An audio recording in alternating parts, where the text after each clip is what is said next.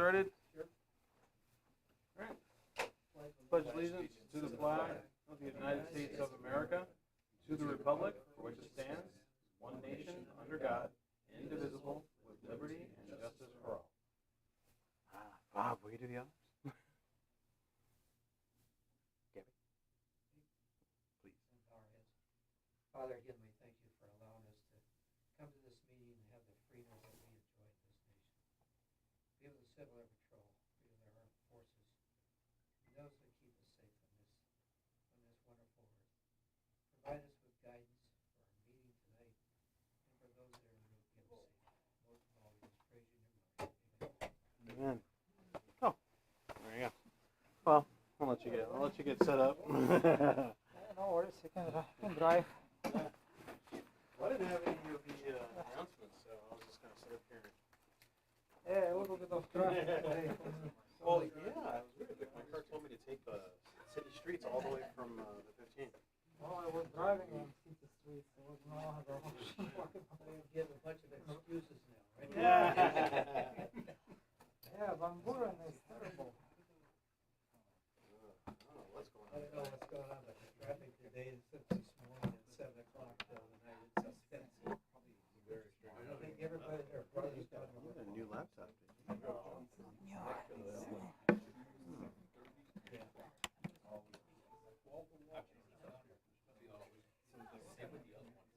All right. Well, they go stop and go southbound at 3 o'clock.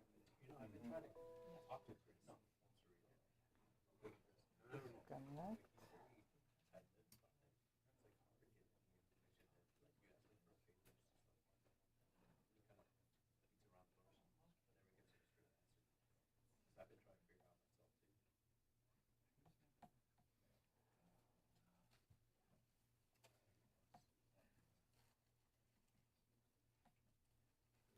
Well,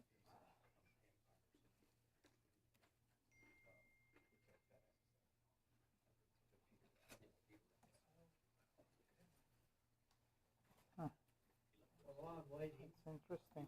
To all the ladies for tomorrow, happy Valentine's Day. That's a good one. Why it doesn't show me schedule?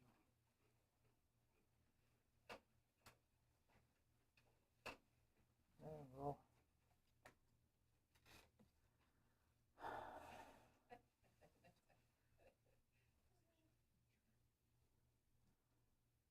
Okay, while connecting. There you go.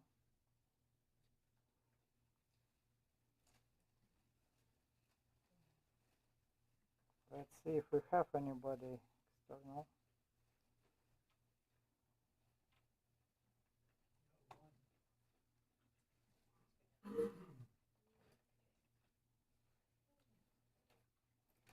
Okay.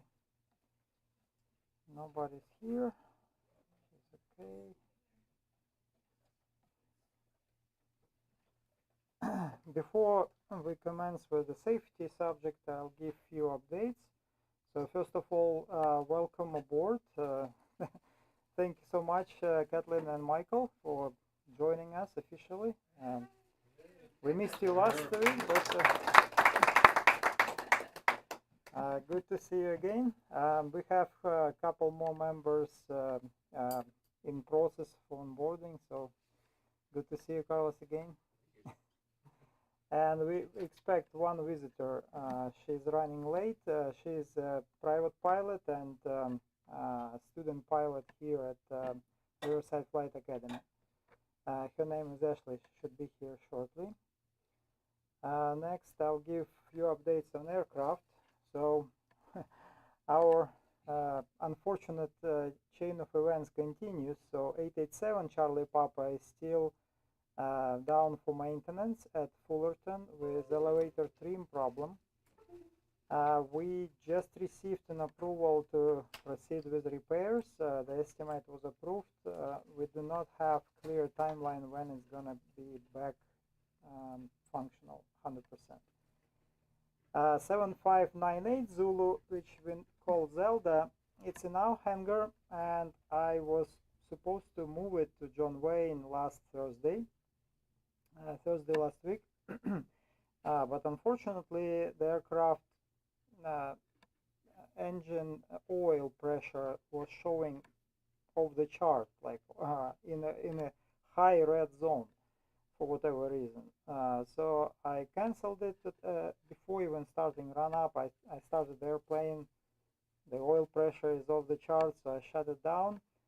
Raised the issue to maintenance one. Maintenance one checked it following day on Friday, and they determined that it looks like maybe some wires got crossed when they were troubleshooting CHT and GT sensors. So it's waiting for us now to get another day with leading edge at John Wayne before we can move it. Now about good news. So I suddenly got a call from Wing DO, and he told me we get Turbo 206 assigned to us, which is 216 Charlie Papa, and we expect it end of the month. And this is a pretty nice aircraft, 2014 low time Turbo 206 with G1000. So keeping fingers crossed, hopefully no plans change, and we will get it in our hangar sometime soon. So the whole shuffle is supposed to finish like this. 887, once it's fixed, goes back to Palm Springs. We get Turbo 206, and Zelda supposed to go to Fullerton until Fullerton gets their 743 Charlie Papa back. Where Zelda goes from there, I have no idea at this point. Okay. What are we flying this weekend? So far, nothing. This will make the third CD trip that we've had canceled. Well, we are on standby. I don't know what we're gonna get. If we get 887, we're gonna get to fly that aircraft. Probably 401 from John Wayne will be available. What else? I have no clue. We'll ask Terry. I'll give him a call tomorrow. Any questions? What was the call sign of the new aircraft? 216 Charlie Papa. It's supposed to be on a loaner from Arizona, but looks like it's gonna stay. At least that's the story at this time. They didn't fly it much. It's a low time aircraft from what I've heard. Turbo 206 requires an additional training and additional endorsement. It has to be done with CEP instructors following the CEP syllabus for transitional training to turbo. There are materials for self-study on learning management system, but also Group 1 periodically conducts training because they actually have two Turbo 206 now at Whiteman Airport. And one of them actually is here for maintenance. So the repermission is coming to the end, at least so far. The story is we will not get additional funding to continue with it. So we'll see what's going to happen with those extra aircraft at Whiteman. A lot of other groups are quite jealous of Group 1 because they have most aircraft than any other group in the wing. Go figure. All right. On a other positive notice, Riverside Airport reached out to me asking to prepare a presentation about what Squadron 5 does for the community and for the airport.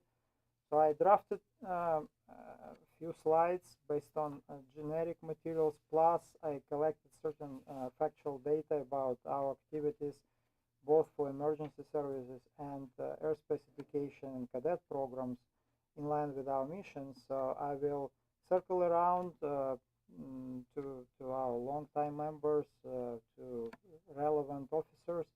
If you have any additional information you'd like to add, would be great. So I'd like to finish that presentation before the end of the week. So I share it with airport management for their review. And the actual meeting is scheduled, I believe, on March 14th. Chris, would you like to share a few words about the great news? Yes. You can do it from there if you'd like. So, yeah, for the past year or so, I've been trying to get a donation of computer equipment from my employer. They're usually very generous in donating computer equipment. Worked with Andre and group leadership to iron out the needs for Group 3, and sent my company, sent I think A wish list. a wish list of equipment we'd like to, computers and tablets we'd like to be able to upgrade the stuff we have here in both our wing, I'm sorry, in our squadron and all the other squadrons in Group 3, and took a little while to go through corporate, but eventually in I think it was November they approved it, and late last week, I think it was Friday, they said that they had finally finished preparing all the equipment, basically erasing the data, erasing any secure data, any stuff like that, and cleaning them, making sure they're ready to be presentable, and getting accounting to remove them from the company's asset pool. And so now we're just waiting on a little bit of clarification on picking them up. Essentially what we need right now is we need to know how much they value the assets at this point, so that we know what level of approval we need to get from whether it's going to be Andre can or finding Michelle can sign off, or if it goes to Wing, or if it goes to Region, or if it goes to National to sign off on it. But that's where we're at. So hopefully we can get that all taken care of really quickly. We were hoping as soon as tomorrow, but that's not going to happen because we don't have the financial information yet. So so that's where we're at. But they're much nicer equipment than what we're currently have in the office here. It all started, I looked at one of the desktop that was up here behind Andre and the one that's in the office, and I looked it up and I said, these things are from 2008. And so I walked into my boss's office and I said, we have computers that are from 2008. Any chance we can get a donation? And he said, oh, absolutely. We've got stuff newer than that we can give you. So it's going to be a total, again, spread across the entire group. It's going to be a total of 30 desktops, 28 laptops, and 20 iPads. The iPads are a little bit older, so they probably won't be useful for things like ForeFlight, but they'll be good tools, especially at the cadet squadrons, to get the cadets mess with some of the aviation related apps that they have out there. Yeah. You worked hard on that, thank you. Yeah, many of the squadrons at the group level don't even have computers, so some members bring their own for the meetings and whatnot. So, but it's a fantastic news for a lot of units. So my hope is that we're able to get like this, when we upgrade this computer here, for example, my hope is that when we have different people presenting, we'll be able to present from one central machine instead of everybody having to say, here Andre, here's my file, or here's my presentation, or trying to make it work on a tablet that just, honestly, tablets aren't the best for hosting a presentation and putting it up on the screen at the same time. So Gipper, when I was squadron commander, I looked at certificates of appreciation. Everyone that contributed got a certificate of appreciation, and you can find it on onion skin paper. You can print them out, what have you. I believe we should take and do that, and have Chris take and then get somebody to come here, or we can go there and give an appreciation of certificate. Secondly, a letter stating all the equipment that was given to us and the effective value be submitted to them so they can use it for income tax. Mm-hmm. A lot of times they don't think about that. I have been looking at Form 8232 or 8222 or something like that, because that is, I actually have it with me right now. That's part of the finance management aspect, where one, we have to give them a donation receipt stating what was received, as well as a form I forgot the name of it again, and list everything on it, so I'll be looking at that, any information, about it. But you can get what they claim is a value versus what we really. Yes, we need that do. first before I can do the market value and put it on the IRS form. Thankfully, the, finance, I think it was 174, states the instructions on how to fill out that particular form. Let me see, it's called, I printed it out last night when I was working. It is, so first we need to give them the form 164A, which is a donation receipt, which we'll also have a copy of so that Andre can have it in his files.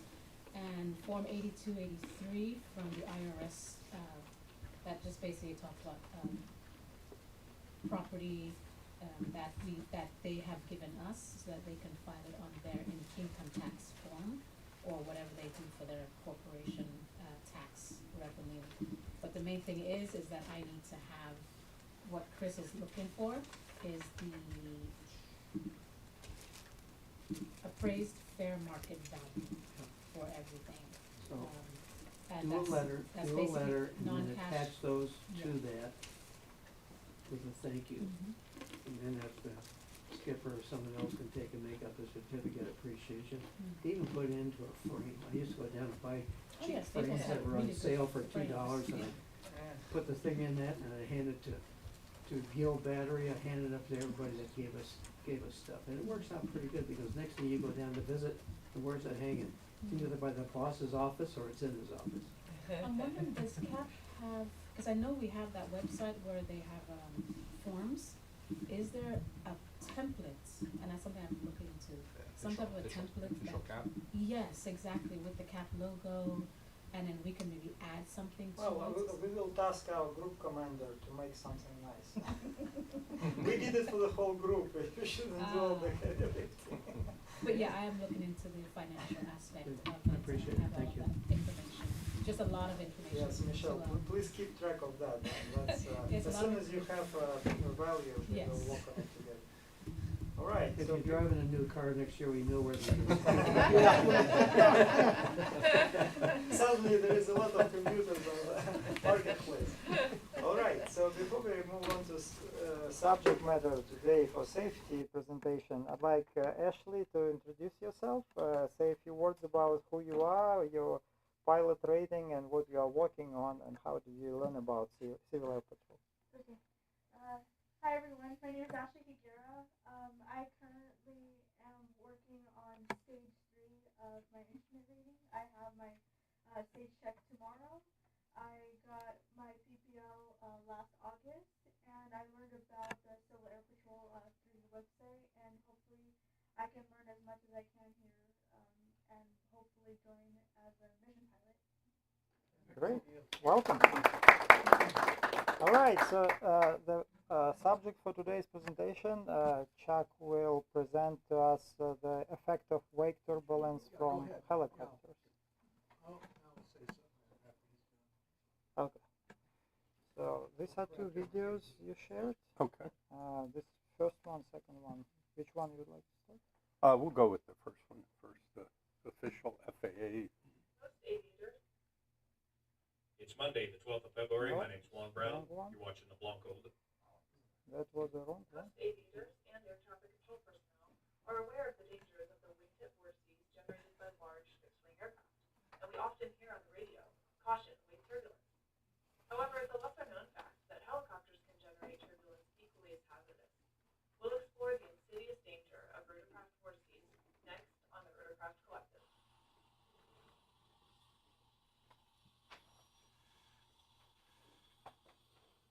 In a slow hover taxi or stationary hover near the surface, You can put the it helicopter's main rudder generates high-velocity vortices downward and outward to a distance approximately 3 times the diameter of the rotor disc in all directions. Basically, a helicopter in a hover is a moving microburst.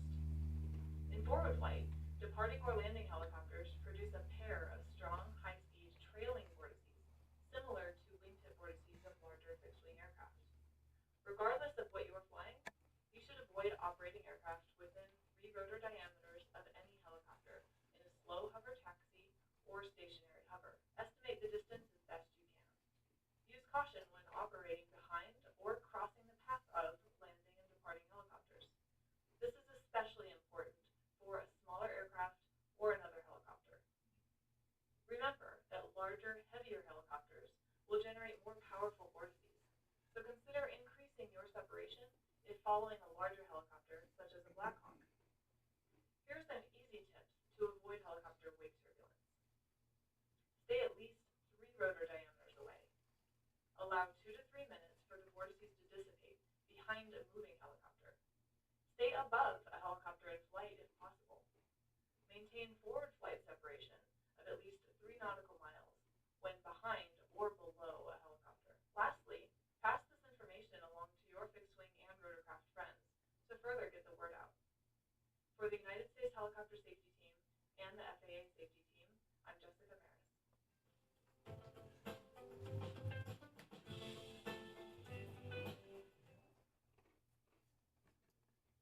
Okay, so I did have another, oops.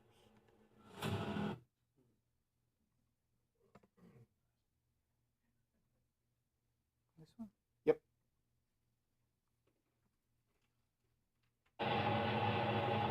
This is, we may have to repeat this one a couple of times. This is Cable Airport, by the way.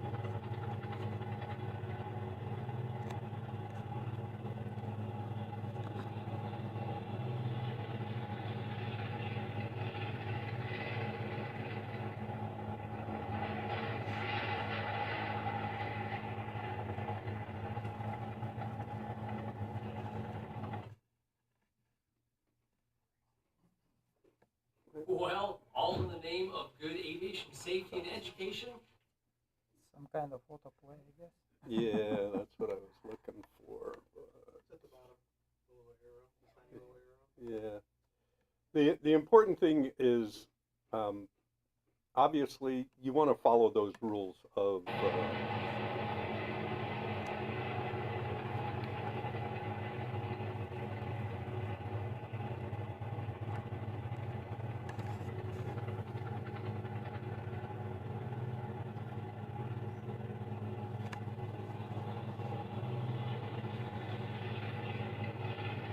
So just 17 seconds after the passage of helicopter, the aircraft attempting to land had loss of control.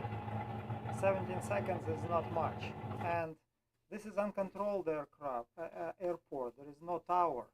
So there is nobody to advise a pilot about dangers of wake turbulence from passing helicopter. So for the pilots, it's extremely important, especially in uncontrolled airport environment, to actually be aware of effects of wake turbulence on aircraft.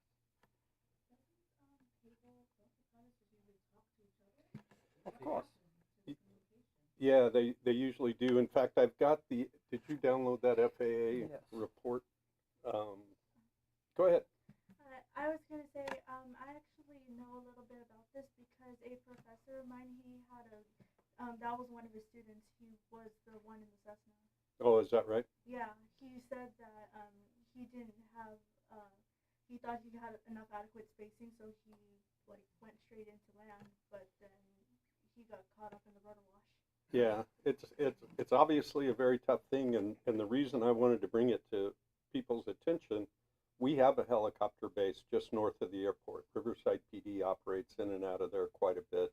We also have helipads that are right in front of the restaurant area down there at that end of the airport. So you want to be very careful. Again, remember, 3 rotor distances separation when they're in hover or slow hover. And again, the rotor vortices, make sure you pay attention to that 3 to 5 minutes. That's a lot longer than I thought they were going to say, as far as coming in behind a helicopter, because it's obviously a big issue. Now, the FAA, it's interesting because you know this person. So here's a graphic regarding how they calculate the 3 rotor distance. Obviously, you want to use your best judgment. I would avoid it. as long as you possibly can. What was interesting is the information on the pilot. This person was not, a brand new pilot. He was a commercial flight instructor. He had 1,100 hours total in all aircraft. So this isn't somebody that's new to the game. This is obviously a experienced pilot. So again, keep in mind that it's a danger that sometimes goes unnoticed. And in fact, if we go back to the verbiage of his explanation, he states here, and I'll read it because it's small. He was on approach to land at an uncontrolled airport behind 2 helicopters. Airport surveillance video showed the accident airplane flying over the runway about 20 seconds after a helicopter was in a slow hover taxi adjacent to the runway. The pilot reported that he saw the helicopter and decided to land long to maintain separation, which is exactly what they tell you to do, is land long behind anything that's giving off a vortice. At any rate, he added that while on short final, he saw a helicopter cross the runway, so he increased engine power to full and attempted to go around. About a third of the way down the length of the runway, the airplane encountered the helicopter's downwash, and the airplane entered an uncommanded steep right bank. The pilot applied opposite aileron, but he was not able to maintain control of the airplane. Subsequently, the airplane impacted right of the runway and sustained substantial damage to the right wing and fuselage.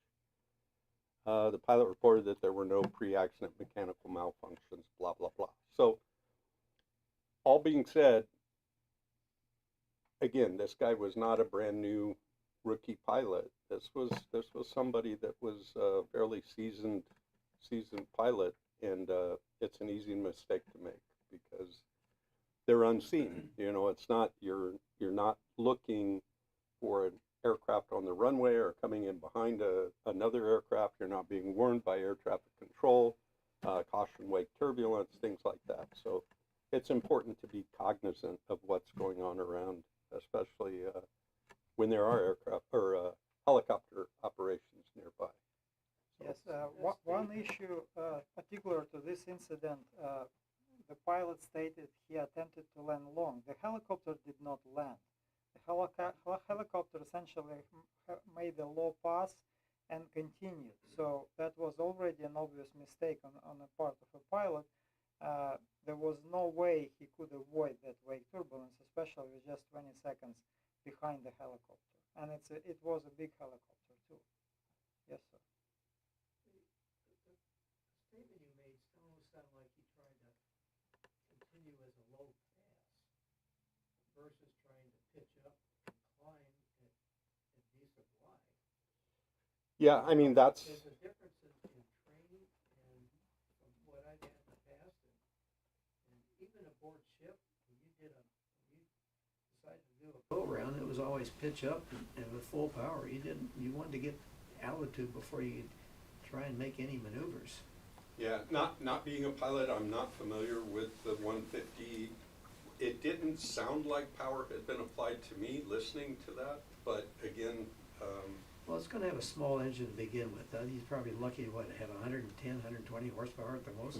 I think it actually specs it out at 85. Yeah, most 150s are about 180. Yeah, let me see. So it's going to be a slow climber to begin with, but No, Cessna 120 actually, even smaller. Oh, One yeah, thing, it is a 120, and it does indicate 85 horsepower. and one thing I can add a little bit, because I operate out of an airport that has lots of helicopters. So Corona is a short field, surrounded by trees. We have turbine-driven, heavy-lift helicopters, gyrocopters, and normal R-22 trainers that are constantly doing weird stuff around Corona. And the pilot in the Pilot Association meeting, there's a couple things that we talked about, because we talked about that video as well. So the one thing that was interesting is he said he applied full opposite rudder, which, again, it's not blaming the pilot or anything, but will exacerbate a stall, because he was probably close to stall speed.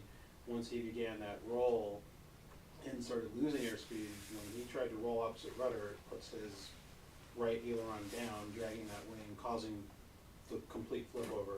So one of the things we talk about at Corona is because, and I'll try to draw this as best as I can, if you are staring, that wouldn't work.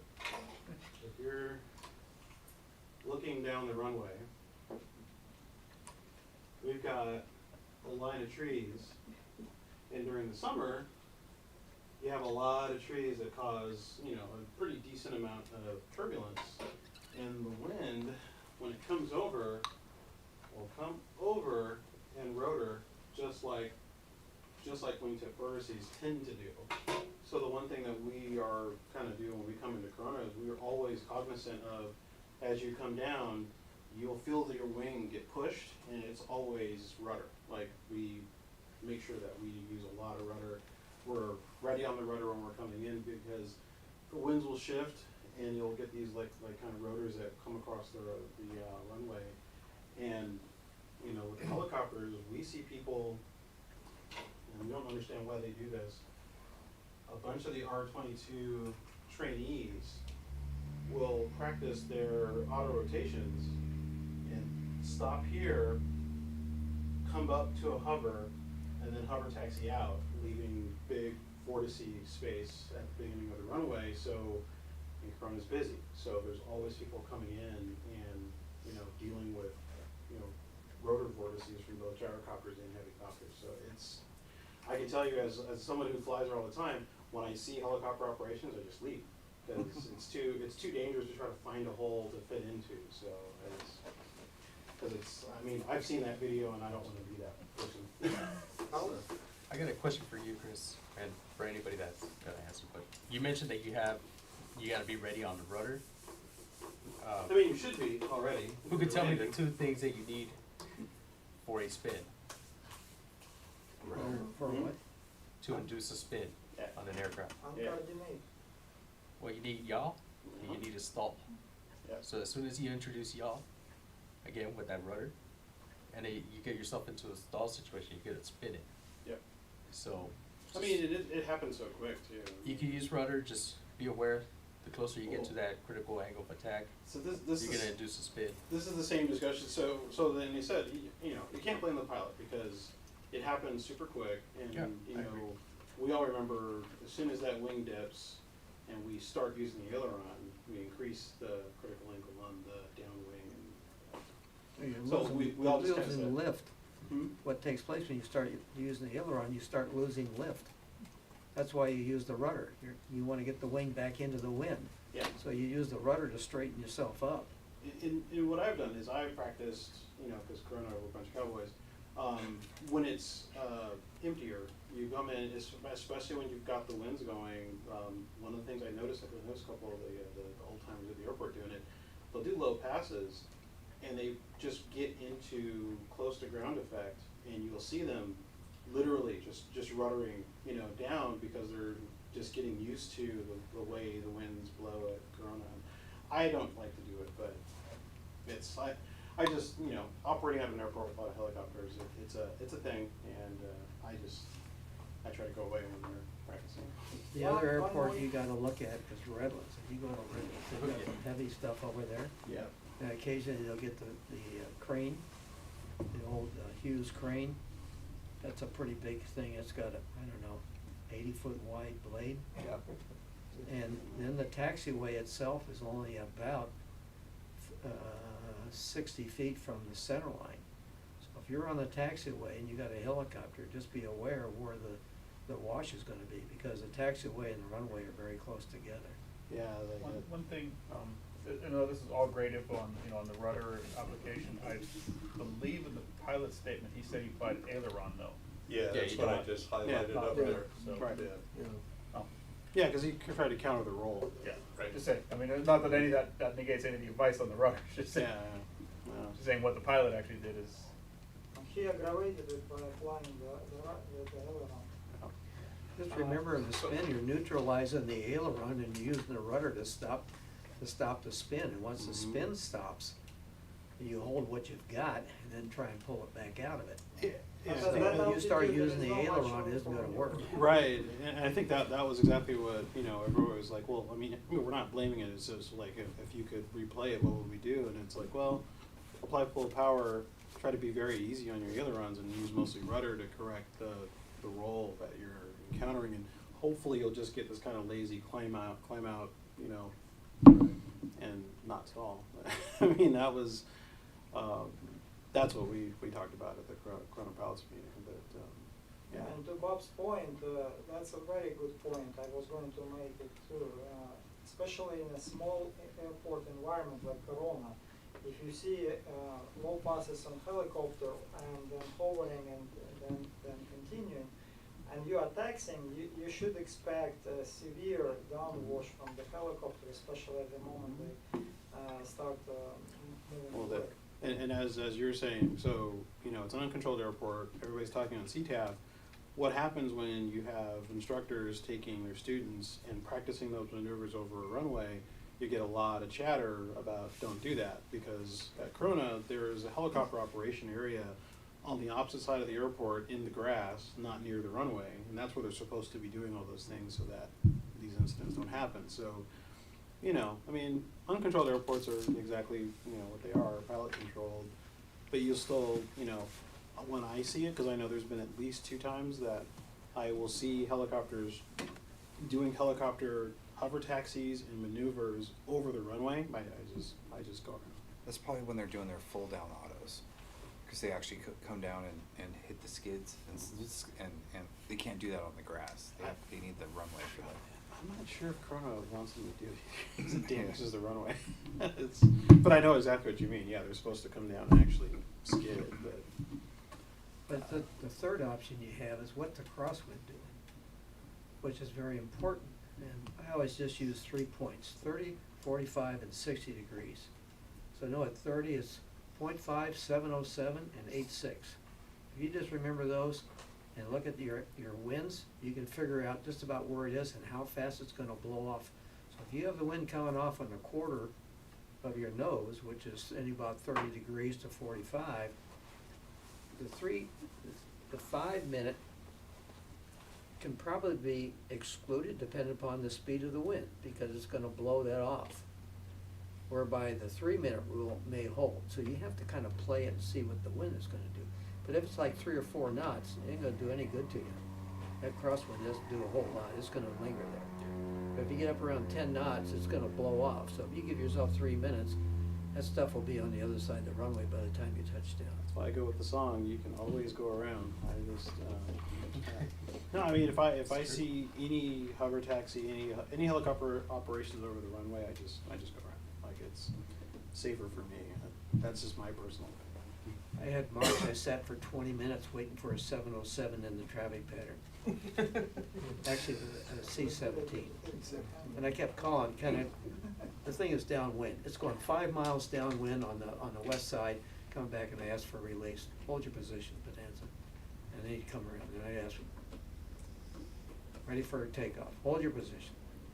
So then she says, he comes in, he does a missed approach, he has me taxi out on the runway and it's just cleared for takeoff. I'm looking at this thing, it's doing this in front of me at about 200 feet. I said, I'm canceling the takeoff, ma'am. Then she gets all mad at me for not taking off. So then hold your position. I said, thank you. So, even the people in the tower don't realize what you're looking at. They think because the guy's already made a missed approach on 3-2 and he's sitting there doing the climb, but how much turbulence does that C-17 give me at 200 feet off the ground? And I'm looking at the top of the aircraft and she wants me to take off. I said, see ya. I'll just wave to you, honey. I'll stay right here. Harper, you had something? Yeah, I was gonna say, on the thing where it said to avoid them at least for 2-3 minutes, does that apply to forward flight also, or is that just when they're, like, what situation does that apply? Does it increase and decrease depending on the type of flight the helicopter's doing? Well, they're saying when you're following, you want to be at least 2 minutes behind. You don't want to be, and that's what this is. This is kind of, it's 3 nautical miles, 3 rotor widths, or 2 minutes. 3 nautical miles behind? Behind. Damn, I'm lucky. Cause I did traffic Extend pattern it. with a Black Hawk and nothing happened. Well, understand, if you're above, right, Yeah. if you're above, you're think we far were better off, opposite, it's because the vortices are going out and down. Yeah, I think we were actually about the same altitude, or they might have actually been higher, but we Yeah, were. you we- are lucky. Yeah, we did stay a decent distance. I mean, we were both in helicopters, but, Yeah. I guess it's, I figured, yeah, we were a decent distance away, but I did have a thought of like, are we far enough away? Because I would kind of count in my head, like, they were over here, and then a couple minutes later, we were in that spot, but I guess the spacing was all right. Can I Yeah. give you another example to think about? I'm 20 miles behind a heavy 8, DC-8, United Airlines, flying the ILS into Los Angeles. I'm in an MD-80. Now, you think 20 miles is plenty of separation by ATC, right? Zit. I end up 90 degrees and having those people look straight down at the ground on that glide slope, and I'm on the rudder. And after that, I'm one dot above the glide slope all the way into LA. And I'm 20 miles behind. So you see that turbulence doesn't make any difference what the mileage is or your time in separation. You gotta just be aware of what's gonna take place if it does happen. I've had it happen in the Air Force plane too. Same thing, we were coming in and there was a plane way ahead of us, but we hit and we went full 90 degrees, like that. And, nobody said anything, everybody just straightened it out. Yeah, and there are pretty good videos in general on upset recovery for wake turbulence of different nature, and even flying behind 206 on a small aircraft, you can get a pretty severe upset if you get too close. So it's really, as Bob mentioned, it's all about what winds are doing, what flies ahead of you, how heavy that thing is. Like, remember the incident at JFK right after September 11th. Airbus, what was it, 320 or 300 took off shortly after 747 and hit the wake turbulence and crashed. That's a big aircraft. He could have gotten out of Yeah, it. He was too heavy. The rudder on that French airplane is only held by three uprights on it. And that rudder came loose on it because he was really hard on the rudder. Yeah, And he was putting excessive strain on the rudder by trying to keep it out of the turbulence area. Yeah, Unfortunately, if he just kept the rudder where it was and let the thing roll and proceeded even to turn away from it, he'd been fine, but he started using the rudder. The first officer was flying that airplane and it broke loose. And after he broke the rudder, that was it for the people. That's an interesting, for those of you going the professional route, the reason they even found that out is in the investigation, when they found out that the tail had separated from the aircraft, because that's what happened, and they were like, that's not supposed to happen. And they tried to figure it out, and in their simulations, the only way they could reproduce what happened to the tail of the aircraft was to put an extreme amount of force in opposite directions on the rudder, and it finally put enough force on it to actually break it. And they said, but what pilot would ever do that? Like, no, in the middle of a roll, they're not going to sit there and, do this on the rudder pedals. They investigated his training record and his simulator records, and in one of his initial trainings, they got like the simulator person in charge of his simulator training wasn't happy with his response to the rudder. So they intentionally jacked up whatever it was he was training on and forced him to use more rudder. He carried that throughout his entire career, and when they had interviewed captains, they said, yeah, he always had this really aggravated response to yaw aversion. He would get really hard on the rudders, and then multiple captains said, yeah, it was kind of weird how he did it. So unfortunately for this pilot, he was trained that way, he locked it in that way, and when an emergency happened, he behaved that way, broke the aircraft, everybody on board died. So be aware of your training, be aware of learning things badly, and then locking them into your You skill know set. how I got rid of first officers on the DC-10 from using the rudders? I said, look, Ruler? No rudders. I got my feet on the floor. I pound the floor. I said, what you're doing, you're massaging that poor lady's behind back there in row 35. That thing would just be swinging back and forth. And he was a B-52 pilot. I said, holy crummy sake, what did he do in a B-52? I had a hard time getting him to stop. Oh, those guys are something. Well, I flew with a couple of those guys that came from B-52s, and boy, they were airplane. They'd be rudder. I mean, they would just the plane would just be going like this, and you're like, what in the world? And the sim instructor sitting there going, stop doing that. It's 200-foot longitudinal Yeah, stability has gone to pot. On a B-52, 178 on a DC-10. Yeah, that crash took place not long after 9/11, Yeah, a week and after. everybody thought, Yeah. was that again? You Yeah, know? it was a week Yeah, after, yeah. it was right Yeah, after. airspace was closed right away. Roger? So, You had Oh, something to add, sir? just Anyway, so thank we- you for your attention. Oh, yeah. Thank you. Hi, I'm Roger Mann, and I'm the safety officer. He's my assistant, and he does an excellent job. And all I'm gonna bring up now is how many of you here get the dispatch on your computer? Yeah, everybody should. Excellent. Just, pay attention to it, read it. If for some reason you can't make it to this meeting for our safety briefing, they tell you how to go in there and go into the computer, and by reading the dispatch, they give you a little quiz at the end. If you pass the quiz, you get the safety meeting for that Right. month. Right. And right now, they're not as into it like they were a couple of years ago, where if you missed a safe meeting, that was it. You did not fly, you did not participate.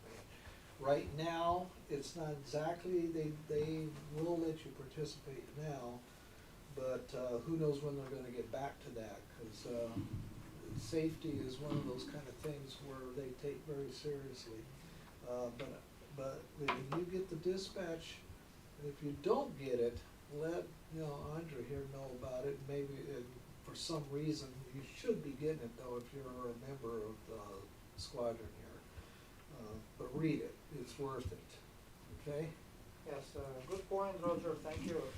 So, the little hint: check your CP email as soon as you get it, and you're gonna get wealth of information there. You don't have to read every single email you receive. You're gonna get sometimes too much, and sometimes people do silly things. They do reply all to a distribution list, which goes to the whole wing. So, and they keep repeating it until somebody starts screaming, "Stop!"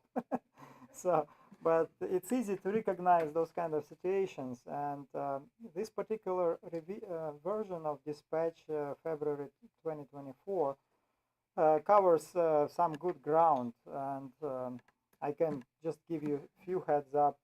So one item is everyone needs a wingman, right? And then they go in detail of what that does from variety of aspects, and who is wingman, right? So you can look at it as your person you trust. It's a person you trust who can be your checks and balances point, right? So you're not sure you want to fly, for example, in the present weather conditions. Give your buddy a call, discuss it, talk through this situation, see what your concerns are, and get either confirmation of your, suspicion that this may be not the best weather to fly, or maybe ease your worries because you may get comfortable that understanding your background, your training, and so on and so forth, from a secondary opinion, it makes a different sense. So it's a good publication. I highly recommend reading it, not only to the pilots, right? So let's say you plan a drive through the mountain ridge, going for a ski resort, and check the weather ahead, right? And get someone, if you're not sure, who maybe did it once or twice before you, and discuss what kind of dangers you may have, what kind of safety equipment you may want to have with you, what to be prepared for. Maybe your tires were a little bit worn, and driving on the snow is not a good idea. Maybe you have never driven in the snow. that's a whole new story. Plus, going over the pass, high winds, slippery roads, blizzard maybe, who knows.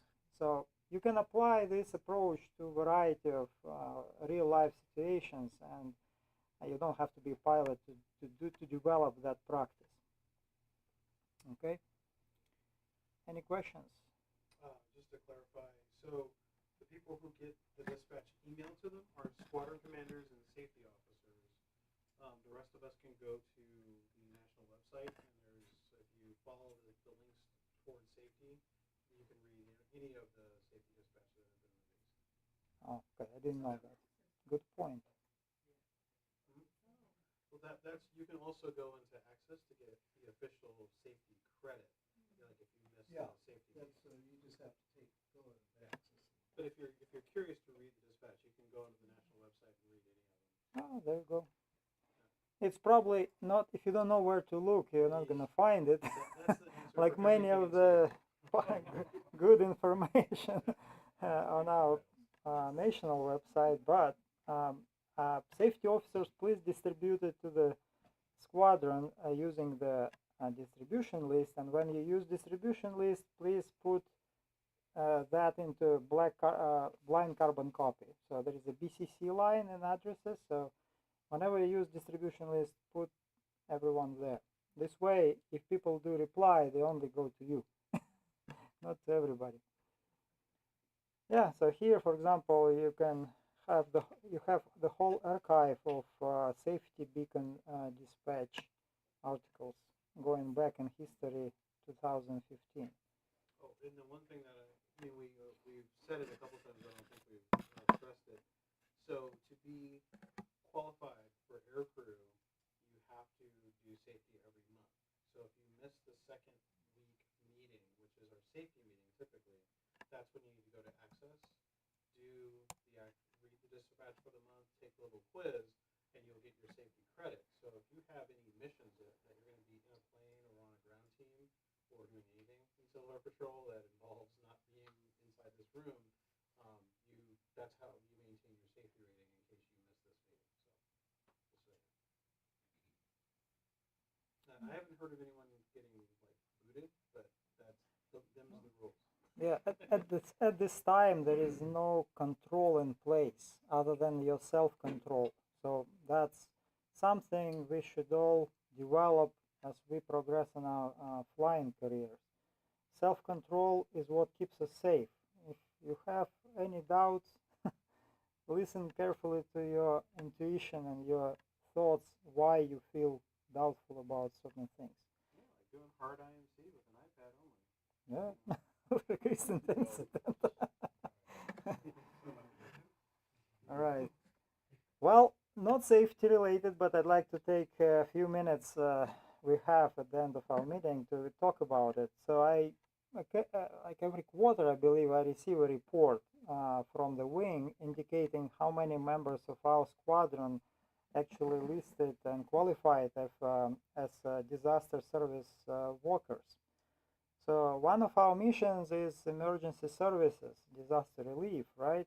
To qualify for those kind of missions, we have to be registered as DSW workers if we want to participate in California missions specific to disaster relief. And on our site, we have a detailed instruction how to register for that. So I encourage you all to take these steps.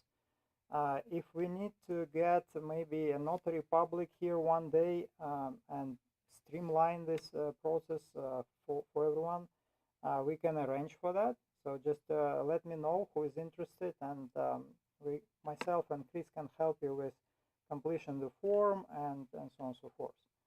So basically the process is to fill out the form, get that notarized, and mail it to a specific address.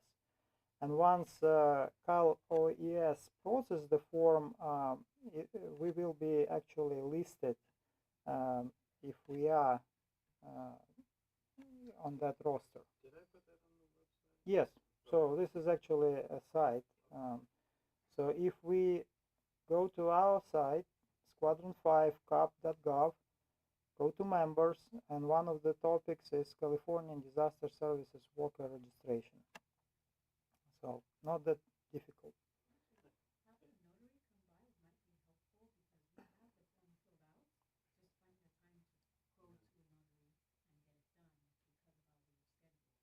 Okay. Yes. I found out, I didn't realize my bank will do like 1 or 2 free a year. Yes. That's So where I went and got check mine with done. your bank. Especially if you have a credit union. Yeah. Yes. So like Chase does it, for example, but not every location has a notary on staff. Exactly right.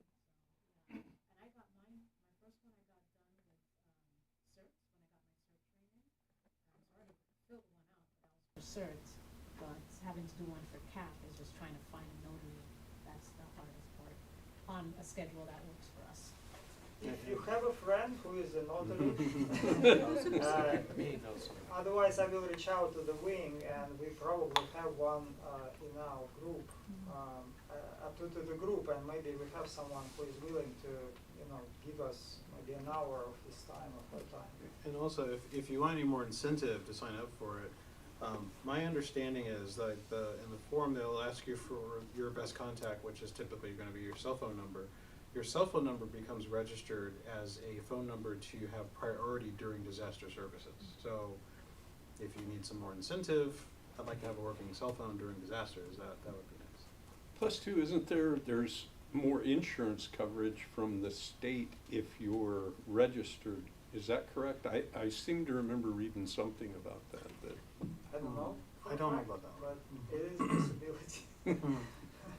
But I believe so, because first of all, we would not be qualified to participate in a statewide emergency services operation of some sort if we are not registered. Right.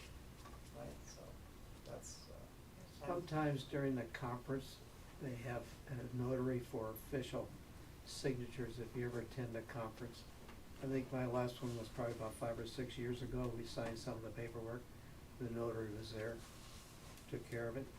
But other than that, like you mentioned, savings and loans, banks, they all have their notaries on staff.